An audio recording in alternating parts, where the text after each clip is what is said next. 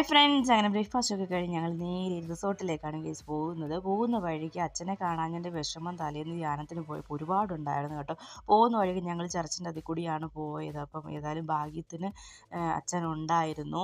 ദിവസങ്ങളിൽ പൊതുവേ കാണത്തില്ല. പിന്നെ സ്കൂൾ കുട്ടികൾക്കൊക്കെ ബാഗും കാര്യങ്ങളൊക്കെ കൊടുക്കുന്നത് തിരക്കിലൊന്നും അച്ഛൻ അവിടെ ഉണ്ടായിരുന്നു. അതുകൊണ്ട് ഞങ്ങൾക്ക് ഏറെ കാണാൻ പറ്റി. ഒരുപാട് സന്തോഷമായി കേട്ടോ സത്യം പറഞ്ഞു കഴിഞ്ഞാൽ. എന്നിട്ട് നമ്മൾ അവിടുന്ന് കുറേ ഇങ്ങോട്ട് പോകുന്നു കഴിയുമ്പോൾ നമ്മുടെ ലാൻഡ് ആൻഡ് സ്റ്റേ, അതായത് റിസോർട്ടിലെ ആൾ നമ്മളെ പിക്ക് ചെയ്യാൻ അവിടെ നിൽക്കുന്നുണ്ടായിരിക്കും.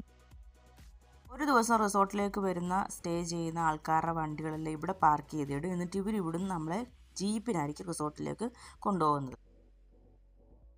അപ്പോൾ ഒരു 3-4 സ്റ്റേയോളം അവർക്ക് ദിവസവും കാണും കേട്ടോ. അപ്പോൾ നമ്മൾ റിസോർട്ടിലേക്ക് പോവുകയാണ്. റോഡ് അടിപൊളിയാണ്, ശരിക്കും ഓഫ് റോഡെന്ന് പറഞ്ഞാൽ ഇതൊക്കെ തന്നെ കേട്ടോ. അടിപൊളിയാണ് വ്യൂ കേട്ടോ ഇങ്ങോട്ട് പോകുന്ന വഴി എന്ന് പറയുന്നത്. എനിക്ക് തോന്നുന്നു ജീപ്പിന് മാത്രമേ റൂട്ട് കയറാൻ പറ്റൂ. ഈ റോഡ് അടിപൊളിയാണ്. മഴ പെയ്യാമെങ്കിൽ എന്ത് രസമാണെന്നറിയാം ആ റോഡ് കാണാൻ. റോഡിലേക്ക് വെള്ളം ഇറങ്ങിയിട്ട് നമ്മൾ ജീപ്പ് കയറി വരുമ്പോൾ നല്ല വ്യൂ ആണ് കേട്ടോ കാണാൻ. ഞങ്ങളുടെ എന്ത് ഭാഗ്യത്തിന് വെള്ളമില്ലായിരുന്നു കേട്ടോ. എന്നാലും വീഡിയോയ്ക്കൊട്ടും ഞങ്ങൾ കുറവ് വരുത്തി വീഡിയോ ഒക്കെ എടുത്തു കേട്ടോ. അങ്ങനെ നമ്മൾ നമ്മുടെ സ്ഥലത്തെത്തിയിരിക്കുകയാണ്. ഇതാണ് ഗൈസ് ലാൻഡ് ആൻഡ് സ്റ്റേ എന്ന് പറയുന്നത്. ശരിക്കും റിസർവ് ഫോറസ്റ്റ് ഏരിയ ഇടയ്ക്കൊരു റിസോർട്ട് എന്ന് വേണമെങ്കിൽ പറയാം കേട്ടോ. ഇതിൻ്റെ കുറച്ചുകൂടെ മേപ്പോട്ട് നടന്നു കഴിയുമ്പോൾ അവിടെ ഒരു മുളയുടെ മരമൊക്കെ ഉണ്ട് കേട്ടോ. അത് കഴിഞ്ഞാൽ പിന്നെ ഫുൾ ഗവൺമെൻറ് ഏരിയ ആണ്. അതിൻ്റെ ഇടയ്ക്ക് ഒരു റിസോർട്ട്. അങ്ങനെയാണ് ഈ സംഭവം കേട്ടോ. അപ്പോൾ ഇതാണ് ഞങ്ങളുടെ മുറി.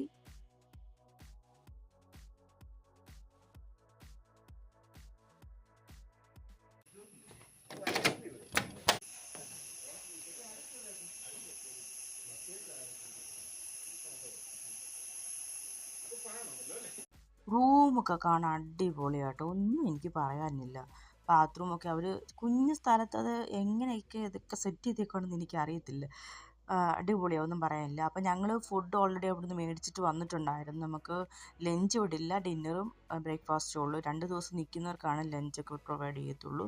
അപ്പം ഞങ്ങൾ ഫുഡ് ഓർഡർ മേടിച്ചിട്ട് വന്നിട്ടുണ്ടായിരുന്നു. അപ്പോൾ അതൊക്കെ കഴിച്ചു. പിന്നെ കുറച്ച് നേരമൊക്കെ അതിൽ കൂടി നടന്നു.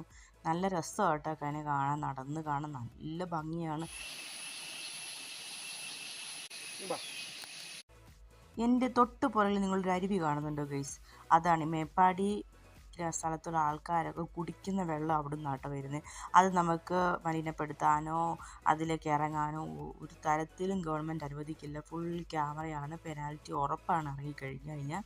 അങ്ങനെ അവിടെ താഴത്തെ ആൾക്കാർ കുടിക്കുന്ന വെള്ളമാണ്. നമുക്ക് റിസോർട്ടിലേക്ക് ഈ വെള്ളം ഫിൽറ്റർ ചെയ്തിട്ടാണ് നമുക്ക് കുടിക്കാനൊക്കെ തരുന്നത്.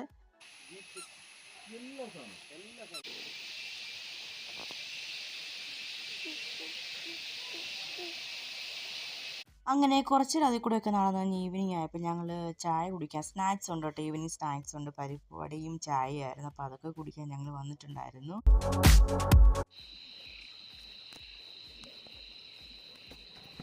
നമുക്ക് രാത്രിയിലുള്ള ക്യാമ്പ് ഫയർ സെറ്റ് ചെയ്തിട്ടുണ്ടായിരുന്നു കേട്ടോ. അപ്പോൾ എനിക്ക് തോന്നുന്നു ഒരു ദിവസം ഒരു 3-4 ഫാമിലിയോളം കാണും കേട്ടോ. നമുക്ക് ഉച്ചയ്ക്ക് 2 മണിക്ക് ചെക്ക് ഇൻ ചെയ്ത് പിറ്റേന്ന് 12 മണിക്ക് ചെക്ക് ഔട്ടാണ് ടൈം പറഞ്ഞിരിക്കുന്നത്. അങ്ങനെ ക്യാമ്പ് ഫയറും കാര്യങ്ങളും ഞങ്ങളെല്ലാവരും ഡിന്നർ കഴിക്കാൻ വന്നിട്ടുണ്ടായിരുന്നു. അപ്പം ചപ്പാത്തി, പിന്നെ റൈസ്, പിന്നെ ചിക്കൻ കറി, ചിക്കൻ ഫ്രൈ, ഡാല്, അങ്ങനെ സംബന്ധമായ ഡിന്നറൊക്കെ ആയിരുന്നു. നല്ല അടിപൊളി ഫുഡാണ് കേട്ടോ, ഒന്നും പറയാനില്ല എനിക്ക്. അങ്ങനെ നെക്സ്റ്റ് ഡേ രാവിലെ എഴുന്നേറ്റ് ബ്രേക്ക്ഫാസ്റ്റ് ഒക്കെ കഴിക്കാൻ വേണ്ടി ഇങ്ങനെ പോകാൻ വേണ്ടി പോവുക. ബ്രേക്ക്ഫാസ്റ്റായിട്ട് കഴിച്ചിട്ടുണ്ടായിരുന്ന പൂരി, ഇഡ്ഡലി, നമ്മുടെ നോർമൽ ഫുഡ് എല്ലാം നല്ല ടേസ്റ്റുള്ള ഫുഡാട്ടോ, ഒന്നും പറയാനില്ല. അങ്ങനെ ഫുഡും ഒക്കെ കഴിച്ച് കഴിഞ്ഞ് ഞങ്ങൾ നേരെ റൂമിൽ വന്ന് ഫ്രഷായി ഇനി തിരിച്ചിവിടുന്ന് പോവുകയാണ്. ഞങ്ങൾ ഒരു ദിവസത്തേക്ക് മാത്രം സ്റ്റേ ചെയ്തിരുന്നത്.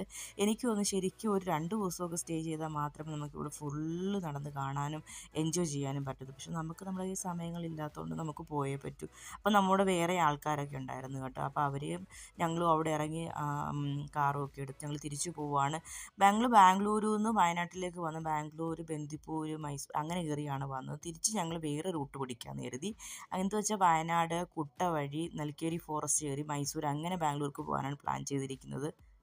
അപ്പോൾ ഇതൊരു ടൈഗർ റിസർവ് ആണ്. ശരിക്കും പറഞ്ഞാൽ ഇവിടെ ഒരു 5 മണി 6 മണി കഴിഞ്ഞാൽ പിന്നെ ഈ റൂട്ട് നമ്മളെ കയറ്റി വിടത്തില്ല. ഇത് കാറ് പോകുന്ന റൂട്ട് മാത്രമാണ്, ബൈക്കിന് വേറെ റൂട്ടുണ്ട് കേട്ടോ. അപ്പം നമ്മളിവിടെ കാർ എൻട്രി ചെയ്തിട്ടാണ് പോകുന്നത്. കാറിൻ്റെ നമ്പർ, പേര്, ഫോൺ നമ്പർ എല്ലാം ഇവിടെ കൊടുത്തിട്ടാണ് നമ്മൾ പോകുന്നത്. പാസ് എടുത്തിട്ടാണ് പോകുന്നത്. എനിക്ക് ഒരു 20 രൂപ എങ്ങാണ്ടാന്ന് തോന്നുന്നു, 20-25 രൂപ എങ്ങാണ്ടായിരുന്നു. പോകുന്ന വഴിക്ക് 1-2 ആനിമൽസിനെയൊക്കെ ഉണ്ട്. നമുക്കിങ്ങനെ സവാരിയൊക്കെ ഉണ്ട് കേട്ടോ. ഇങ്ങനെ അവർ കൊണ്ടുപോകും നമ്മളെ. അവരേത് റൂട്ടാണ് പോകുന്നതെന്ന് കാണത്തില്ല, പക്ഷേ അവർ വേറെ റൂട്ട് കയറിപ്പോൾ അവർക്കറിയാമല്ലോ എങ്ങനെയൊക്കെയാണ് പോകേണ്ടത് പോകണ്ടേ എന്നുള്ളത്. അപ്പോൾ ഞങ്ങൾ 1-2 ആനിമൽസിനെ കണ്ടു. പിന്നെ ഞങ്ങൾ ബെയറിനെ കണ്ടായിരുന്നു. പക്ഷെ അത് റോഡിലൊന്നും അല്ല, ഒരു മരത്തിലും കണ്ടിരിക്കുന്നതാണ് കണ്ടത്. പിന്നെ ഫോട്ടോയുടെ വീഡിയോ എടുക്കാനുള്ള ഗ്യാപ്പ് കിട്ടിയില്ല കേട്ടോ. അങ്ങനെ എനിക്ക് തോന്നുന്നു ബന്ദിപ്പൂരിനെക്കാട്ടി ഇച്ചിരി പേടിപ്പെടുത്തുന്നൊരു കാടാണ് നൽകിയൊരു ഫോറസ്റ്റ് എന്ന് എനിക്ക് തോന്നുന്നു കേട്ടോ.